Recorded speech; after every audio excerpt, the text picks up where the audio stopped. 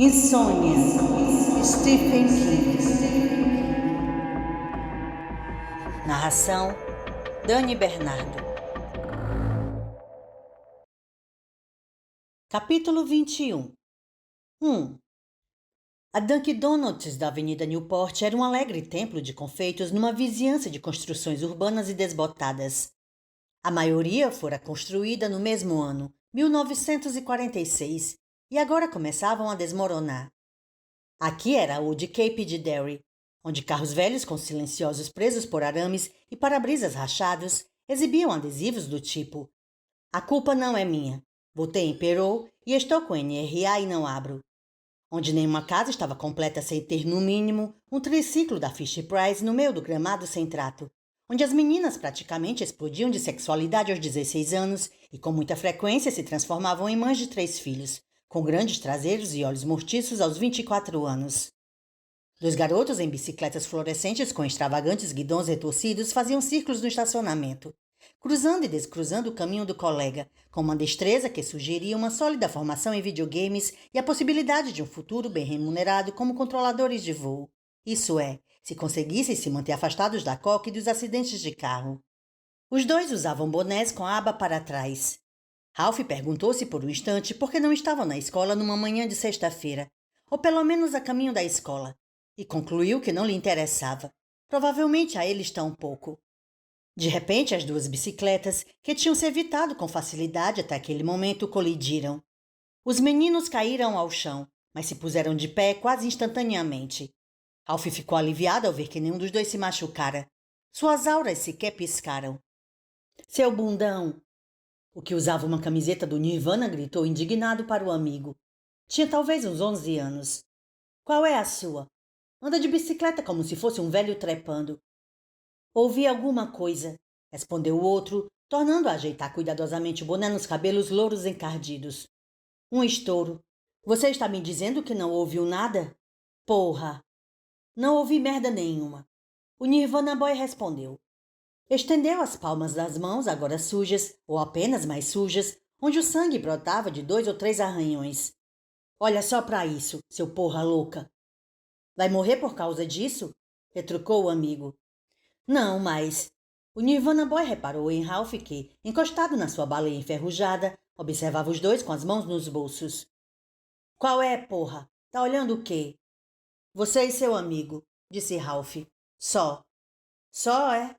"É, e mais nada." O Nirvana Boy olhou para o amigo e voltou a encarar Ralph. Seus olhos luziram de suspeita, o que, na experiência de Ralph, só ocorria ali em Old Cape. "Está com algum problema?" "Eu não", respondeu Ralph. Inalara um grande sorvo da aura castanha avermelhada do Nirvana Boy e agora se sentia meio super-homem voando a toda pelo ar. Sentia-se também como um tarado que molestava crianças. "Estava aqui pensando que, quando éramos crianças, não falávamos feito você e seu amigo." O Nirvana Boy olhou-o com insolência. "Ah, é? E falava feito o quê?" "Não me lembro muito bem", respondeu Ralph. "Mas sei que não parecia que tínhamos titica de galinha na cabeça." E afastou-se quando ouviu a porta de tela bater.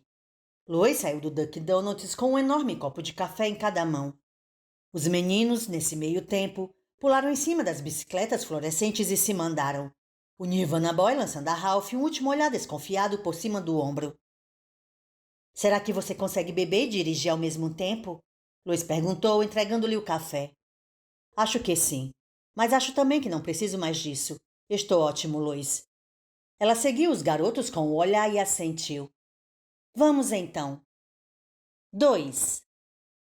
O mundo parecia em chamas à sua volta na estrada 33 a caminho dos antigos pomares Barretts, e não precisaram sequer passar para o nível mais elevado para percebê-lo.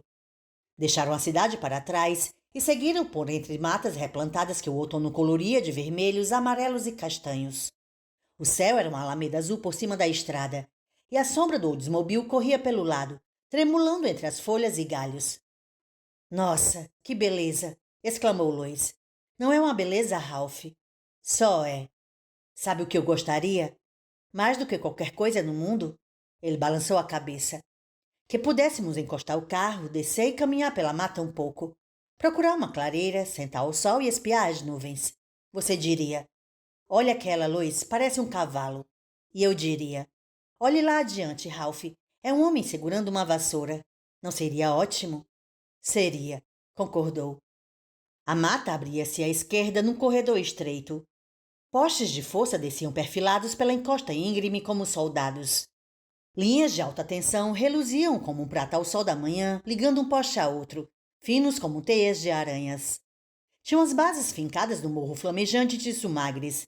Quando Ralph olhou para o alto da trilha, viu um gavião planando numa corrente de ar, tão invisível quanto o mundo das auras. É, repetiu, seria ótimo. Quem sabe a gente até vai ter a oportunidade de fazer isso um dia, mas o quê? Cada coisa que faço-a depressa para poder fazer mais outra, disse Ralph. Ela olhou um pouco espantada. Que ideia terrível.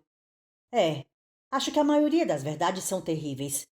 Essa é de um livro de poemas chamado Cemetery Nights.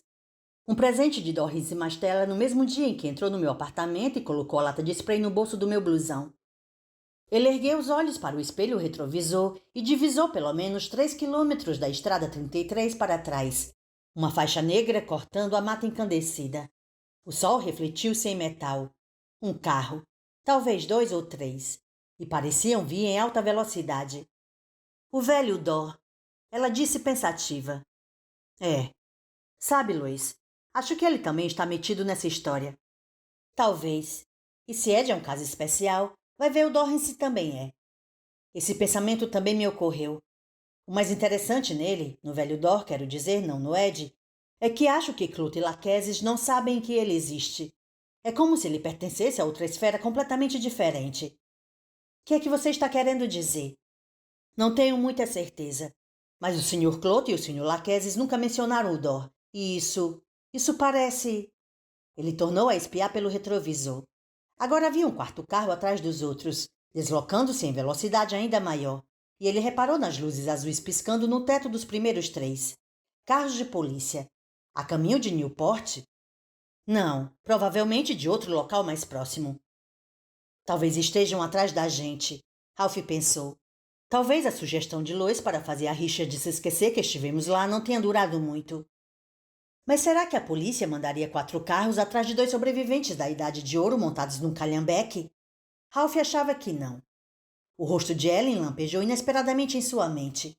Ele sentiu um frio no fundo do estômago enquanto manobrava o carro para o acostamento. Ralph, que... Então ela ouviu o uivo crescente das sirenes e virou-se no banco, arregalando os olhos apreensiva. As 3 primeiras radiopatrulhas passaram roncando, no mínimo a 130 km por hora, fustigando o carro de Ralph com saibro e fazendo as folhas secas rodopiarem como monges muçulmanos. Ralph! Ela quase gritou. E se for em High Ride? Ellen está lá.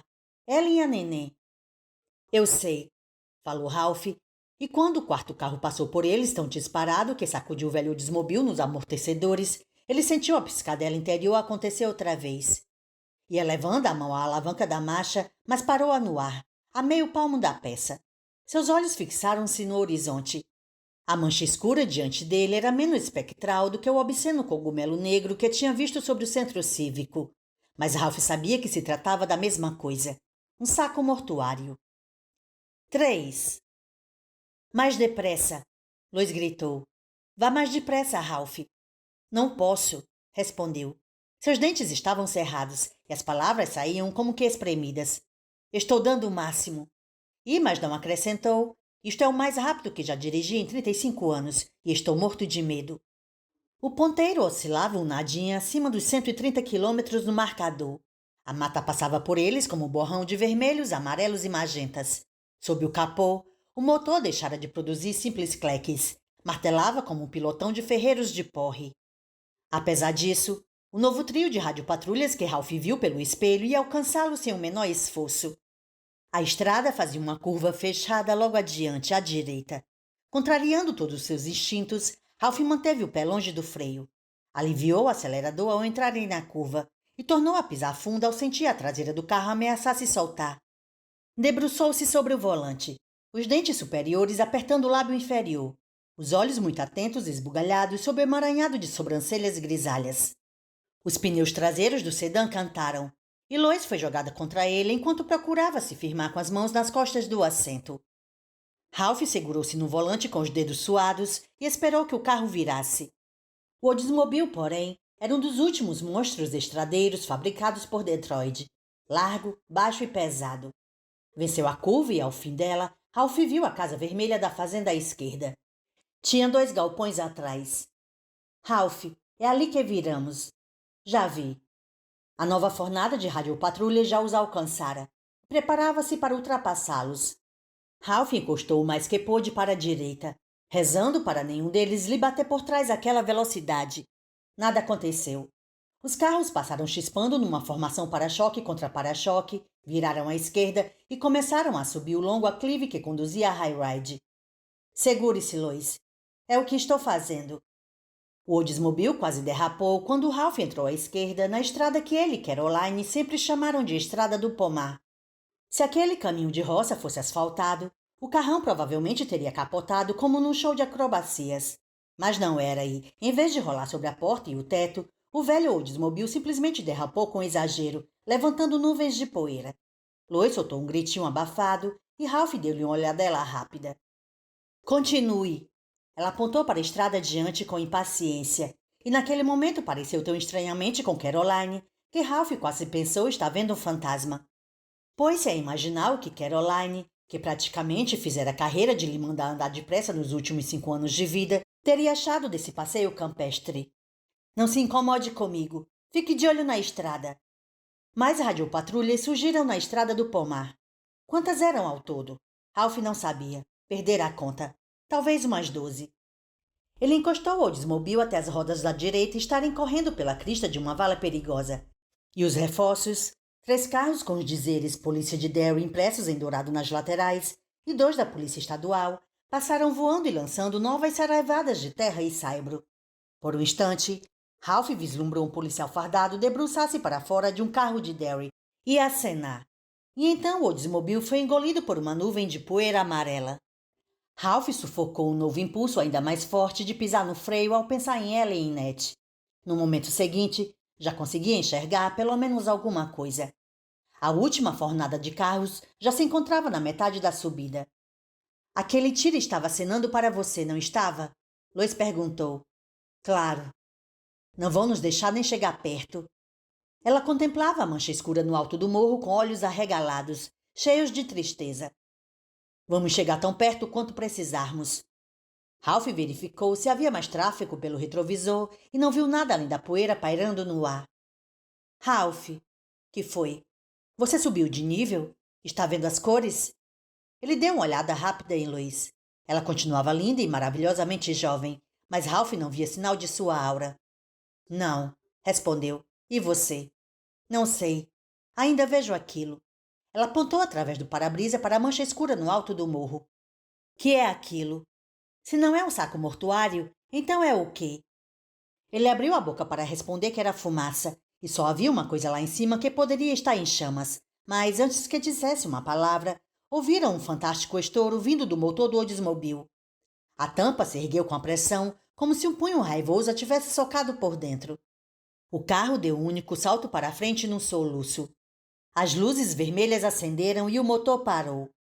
Ralph conduziu o Oldsmobile para o acostamento fofo e quando a beirada cedeu sobre as rodas do lado direito e o carro caiu na vala, ele teve uma forte e clara intuição de que completara sua última jornada como operador de veículos motores. Tal ideia não foi acompanhada de absolutamente nenhuma tristeza. — Que aconteceu? Lois quase gritou. Estourou a biela. Parece que vamos ter de fazer o resto da subida a pé, Lois. Saia pelo meu lado para não meter os pés na lama. 4. Batia uma brisa fria de oeste. Fora do carro, o cheiro de fumaça do alto do morro tornou-se muito forte. Começaram a subir os últimos 400 metros calados, caminhando de mão dadas e depressa. Na altura em que avistaram o carro da Polícia Estadual atravessado no alto da estrada, a fumaça se erguia em nuvens acima das árvores e Lois respirava com dificuldade. — Lois, você está bem? — Estou ótima, ofegou. É só que sou muito pesada. Pam, pam, pam. Tiros de pistola para além do carro que bloqueava a estrada. Seguiu-se um som rouco e rápido, como uma tosse que Ralph identificou facilmente pelas reportagens de TV sobre as revoluções em países do terceiro mundo e sobre os tiroteios nas cidades americanas de terceiro mundo. Uma arma automática atirando sem parar. Ouviram-se mais tiros de pistola e depois o estampido mais forte e áspero de uma escopeta. Acompanhou-os um berro de dor que fez Ralph se encolher e querer tapar os ouvidos. Achou que era um grito de mulher e subitamente lembrou-se de uma coisa que vinha lhe escapando. O nome da mulher que John Leidecker mencionara. McKay. Sandra McKay. A ocorrência desse pensamento então encheu-o de desarrazoado horror. Tentou se convencer de que o autor do grito poderia ter sido qualquer um, até mesmo um homem. Às vezes os homens gritavam como mulheres quando eram feridos, mas ele sabia que não era verdade. Era ela. Eram eles. Os malucos de Ed. Tinham preparado um ataque a High Ride. Mais sirenes às suas costas. O cheiro de fumaça mais denso agora. Lois fitava-o com uma expressão de desalento e medo, ainda respirando mal. Ralph olhou para o topo do morro e viu uma caixa de correio prateada a um lado da estrada. Não tinha nome, naturalmente. As mulheres que dirigiam a High Ride tinham feito o possível para serem discretas e manter o anonimato, o que não lhes rendera benefício algum hoje. A bandeirinha da caixa de correio estava erguida. Alguém colocara na caixa uma carta para o carteiro levar. Ralph lembrou-se da carta que ele lhe enviara de High Ride. Uma carta cautelosa, mas cheia de esperanças. Mais tiroteio. O silvo de um ricochete. Vidro partido. Um urro que poderia ter sido de raiva, mas provavelmente expressava a dor. O crepitar voraz das chamas altas engolindo madeira seca.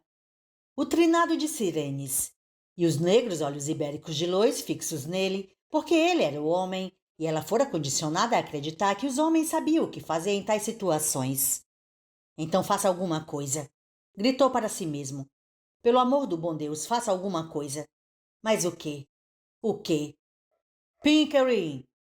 Uma voz amplificada pelo megafone berrou do ponto em que a estrada cedia lugar a um arvoredo de pequenos abetos usados como árvores de Natal. Ralph agora distinguia fagulhas vermelhas e línguas alaranjadas na fumaça que subia espessa da mata de abetos. Pickering!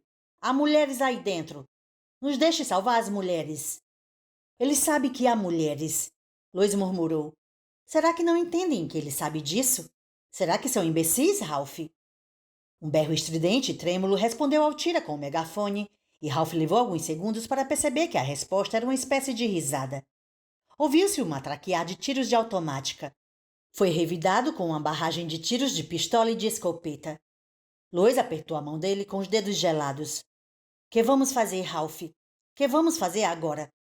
Ele observou a grande nuvem cinza escura se elevar sobre as árvores e depois as radiopatrulhas que subiam o morro desembestadas, mais de meia dúzia desta vez, e finalmente o rosto pálido e tenso de Lois.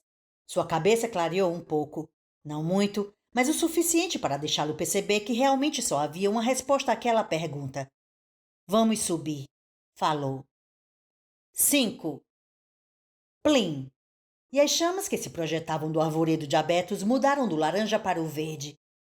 Os estalidos das chamas tornaram-se abafados como o barulho de fogos disparados dentro de uma caixa fechada. Ainda segurando a mão de Lois, Ralph a fez dar a volta ao para-choque dianteiro do carro de polícia que fechava a estrada. Os carros recém-chegados paravam atrás dessa barreira. Antes mesmo de parar, despejavam homens fardados de azul. Vários carregavam rifles de cano curto e a maioria usava coletes pretos acolchoados. Um policial saltou por dentro de Ralph como uma rajada de vento morno antes que ele conseguisse se desviar. Chamava-se David Wilbert e imaginava que a mulher talvez tivesse um caso com o chefe na imobiliária onde trabalhava como secretária. O problema com a mulher, porém, passara para segundo plano, pelo menos temporariamente, diante da necessidade quase avassaladora que David Wilbert sentia de urinar e da cantilena constante e assustadora que envolvia seus pensamentos como uma serpente. Você não vai se desgraçar. Você não vai se desgraçar. Você não vai. Você não vai. Você não vai. Pickering! Atroou a voz amplificada. E Ralph descobriu que podia até sentir as palavras em sua boca, como pequenas drágeas prateadas. Seus amigos estão mortos, Pickering. Jogue sua arma no chão e saia. Nos deixe salvar as mulheres. Ralph e Lois contornaram o canto da casa, invisíveis aos homens que corriam à sua volta, e se depararam com uma confusão de radiopatrulhas estacionadas no local em que a estrada se transformava em um caminho margeado de jardineiras com flores vistosas. O valor do toque feminino, pensou Ralph. O caminho desembocava no jardim de entrada de um casarão branco de fazenda, de uns 70 anos no mínimo. Tinha 3 andares, 2 alas e uma longa varanda acompanhando toda a fachada que descortinava uma fabulosa vista para oeste, onde se erguiam pálidas montanhas azuis à luz da manhã. A casa de vista tranquila abrigara em tempos a família Barrett e o negócio de maçãs, e, mais recentemente, dezenas de mulheres surradas e cheias de medo. Mas uma olhada foi suficiente para Ralph saber que não abrigaria mais ninguém amanhã a essa hora. A ala azul encontrava-se em chamas, e aquele lado da varanda começava a arder. Línguas de fogo saíam pelas janelas e lambiam lascivamente os beirais, arremessando para o alto pedaços de telha incandescentes. Ralph viu uma cadeira de balanço de vime queimando numa ponta da varanda. Um cachecol que alguém tricotava pendia de um braço da cadeira. As agulhas refugiam encandecidas no ar. Em algum lugar, sininhos de vento tocavam uma melodia desvairada e repetitiva. Uma mulher de uniforme verde de combate e blusão militar esparramava-se morta no chão, com a cabeça caída nos degraus da varanda, olhando fixamente para o céu através das lentes ensanguentadas dos óculos. Havia terra em seus cabelos, uma pistola na mão e um buraco negro e irregular na altura do estômago. Um homem tombara sobre a grade do lado norte da varanda com um pé calçado de bota apoiado no aparador de grama. Usava também roupa de combate e blusão militar. Um rifle de assalto com um pente curvo espetado para fora caíra no canteiro. O sangue escorria de seus dedos e pingava pelas unhas. Na visão aguçada de Ralph, as gotas pareciam negras e mortas. Felton, pensou. Se a polícia ainda está berrando para Charlie Pickering, se o Pickering estiver lá dentro, então este deve ser o Frank Felton. E Susan Day. Ed está em algum ponto da costa. Lois parecia segura disso, e acho que tem razão. Mas se Susan Day estiver lá? Nossa, será possível? Supunha que era, mas as possibilidades não importavam, não agora. Ellen e Natalie certamente estavam lá dentro, e Deus sabe quantas outras mulheres aterrorizadas, e isso importava. Ouviu-se um ruído de vidros se partindo no interior da casa após uma explosão abafada, quase um sopro. Ralph viu novas chamas saltarem por trás dos vidros da porta da rua. Coquetéis Molotov, pensou. Charlie Pickering finalmente arranjou uma oportunidade para atirá-los. Que bom para ele. Ralph não sabia quantos tiras havia entrincheirados atrás dos carros no caminho junto à casa. Pareciam no mínimo 30. Mas distinguiu de pronto os 2 que tinham prendido Ed de Pinot. Chris Neal achava-se agachado atrás do pneu dianteiro do carro da polícia de Derry, mais próximo da casa, e John Leidecker apoiava-se sobre um joelho ao lado dele. Era Neal quem segurava o megafone, e quando Ralph e Lois se acercaram da barricada da polícia, ele olhou para Leidecker. Leidecker balançou a cabeça, apontou para a casa e ergueu as palmas da mão para Neal, num gesto que Ralph não teve dificuldade em decifrar. Calma e tenha cuidado. Decifrou também algo mais perturbador na aura de Chris Neal. O rapaz estava demasiado excitado para ter cuidado, demasiado ligado. E naquele instante, quase como se o pensamento de Ralph o provocasse, a aura de Neal começou a mudar de cor. Passou de azul claro para cinza escuro e preto morte com sinistra velocidade. Entregue-se, Pickering, Neal gritou, inconsciente de que era um morto respirando. A coronha de um rifle de assalto estilhaçou a vidraça de uma janela no andar térreo na ala norte e desapareceu no interior da casa. No mesmo instante, a bandeira da porta da entrada explodiu, despejando uma chuva de vidro na varanda. As chamas irromperam pela abertura. Um segundo depois, a própria porta se abriu no arranco, como se fosse empurrada por uma mão invisível. Neal esticou-se para a frente, talvez acreditando que o atirador finalmente caíra em si e pretendia se entregar. Ralph gritou. Puxe-o para trás, Johnny. Puxe-o para trás. O rifle tornou a aparecer, desta vez pelo cano. Leidecker levou a mão ao colarinho de Neal, mas foi demasiado lento. O rifle automático disparou sua série de torcidas rápidas, e Ralph ouviu o tlim-tlim-tlim metálico das balas furando a chapa fina de aço da radiopatrulha. A aura de Chris Neal enegrecera completamente agora. Transformara-se num saco mortuário. Ele se contorceu para um lado ao ser atingido por uma bala no pescoço, desgarrou-se da mão de Leidecker em seu colarinho e tombou esparramado no jardim, sacudindo um pé espasmodicamente. O megafone caiu de sua mão, emitindo um breve grasnido. Um tiro atrás de outro carro soltou uma exclamação de surpresa e horror. O grito de Lois foi muito mais alto. Mas balas pipocaram pelo chão na direção de Neil e abriram furinhos negros nas pernas de sua farda azul. Ralph via indistintamente o homem dentro do saco mortuário que o sufocava. Ele lutava às cegas para rolar o corpo e se levantar. Havia alguma coisa particularmente horrível em seus esforços. Parecia a Ralph observar uma criatura apanhada numa rede, afogando-se em águas rasas e imundas. Leidecker saltou de trás do carro e, quando seus dedos desapareceram na membrana negra que envolvia Chris Neal, Ralph ouviu o velho Dor dizer: "Eu não tocaria mais nele se fosse você, Ralph. Não consigo ver suas mãos." Lois: "Não, não, ele está morto. Ele já está morto." A arma que saía pela janela começara a se deslocar para a direita. Girava sem pressa na direção de Leidecker. O homem que a empunhava não se intimidara, nem se ferira com a saraivada de balas que os outros policiais lhe dirigiram. Ralph ergueu a mão direita e baixou-a naquele gesto de caráter, mas desta vez, em vez de uma cunha luminosa, seus dedos produziram algo semelhante a uma grande lágrima azul. Ela se espalhou pela aura cor de limão de Leidecker na hora em que o rifle que apontava da janela abriu fogo.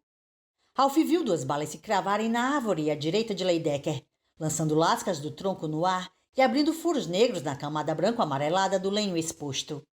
Uma terceira atingiu a película azul que cobria a aura de Leidecker. Ralph vislumbrou um lampejo vermelho escuro à esquerda da têmpora do detetive e ouviu um zumbido grave quando a bala ricocheteou ou saiu saltando como uma pedra chata pela superfície da água.